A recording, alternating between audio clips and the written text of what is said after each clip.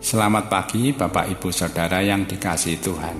Mari kita sambut hari yang baru ini dengan merenungkan firman Tuhan dalam sapaan dan renungan GKI Salatiga pada hari ini, Senin 23 Mei 2022 bersama Budi Santoso. Sebelum merenungkan firman Tuhan, mari kita berdoa. Terima kasih Tuhan atas berkat istirahat semalam dan hari yang baru. Minggu kerja yang baru yang Tuhan anugerahkan kepada kami. Kami akan merenungkan firman-Mu. Kiranya Roh Kudus menolong kami untuk memahami kehendak-Mu atas hidup kami. Di dalam nama Tuhan Yesus kami berdoa. Amin. Firman Tuhan diambil dari Yohanes 9 ayat 4a. Kita harus mengerjakan pekerjaan Dia yang mengutus aku selama masih siang. Dalam renungan ke-33 dari buku Selamat Berkarya, karya Dr. Andar Ismail, dikisahkan tentang si Kabayan yang sedang menggali lubang. Tetangganya heran dan bertanya, "Kabayan, untuk apa gali lubang?" "Untuk tanam pisang." "Untuk apa tanam pisang?" "Untuk dapat tenaga." "Untuk apa dapat tenaga?" "Untuk gali lubang." Ceritanya sampai di sini saja. Nah, untuk apa kita bekerja? Apakah kita bekerja untuk makan? Atau kita makan untuk bekerja? Semua orang bekerja, menanggung lelah, memeras pikiran, mengucurkan keringat, menghabiskan tenaga, membanting tulang dari pagi hingga petang. Kita bekerja untuk mendapat nafkah.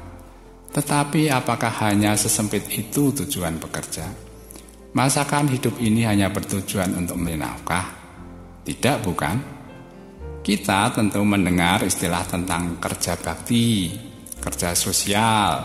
Itu juga bekerja, namun bukan untuk mencari nafkah atau penghasilan. Malahan dalam kerja bakti atau kerja sosial, bukan hanya tenaga, waktu, pikiran yang diberikan, bahkan terkadang mengeluarkan uang pribadi. Manusia memiliki martabat diri dan hati nurani. Itu tidak akan terwujud jika tidak bekerja. Dengan bekerja, diri kita menjadi berarti dan memberi arti. Punya arti dan memberi arti bisa dilakukan tiap orang, betapapun kecil pekerjaannya. Pekerjaan yang tampak kecil mempunyai dampak yang besar.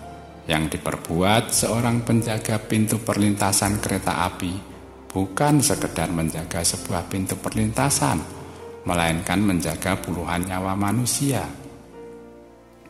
Yang diperbuat seorang ibu rumah tangga bukan sekedar menyiapkan makan bagi anggota keluarganya, melainkan menyiapkan masa depan anak-anaknya. Kita bekerja supaya hidup ini memberi arti. Hidup ini cuma sekali. Sekali berarti sesudah itu mati. Yang menjadi pertanyaan, apakah hidup kita sekarang ini sudah mempunyai arti dan sudah memberi arti? Selama tenaga masih ada, selama masih ada waktu, kata Yesus dalam nats kita tadi, selama masih siang. Dalam Perang Dunia Kedua, sebuah gereja di Münster rusak kena bom.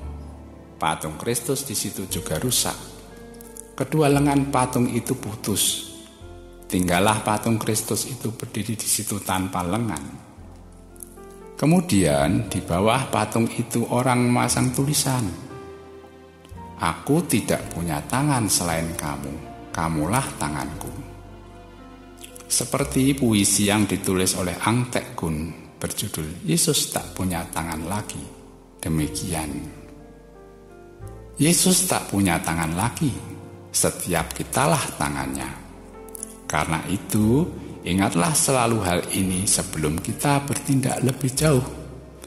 Setiap kali telunjuk tangan kita memainkan perintah lalim, sesungguhnya kita sedang mempermalukannya. Setiap kali telapak kita menampar hidup orang lain, sesungguhnya kita sedang menghancurkan namanya. Setiap kali jemari tangan kita bertindak kotor dan menjijikkan, Sesungguhnya kita sedang menumpas kekudusannya. Setiap kali tinju tangan kita membuat babak belur sesama, sesungguhnya kita sedang mencoreng wajahnya. Setiap kali daun tangan kita mengibas hina kaum papa, sesungguhnya kita sedang mencemari reputasinya. Karenanya, sebelum kita lupa diri dan berharap tangan kita mendatangkan berkat bukannya petaka, ingatlah selalu hal ini, bahwa Yesus tak punya tangan lagi. Setiap kitalah tangan-tangannya.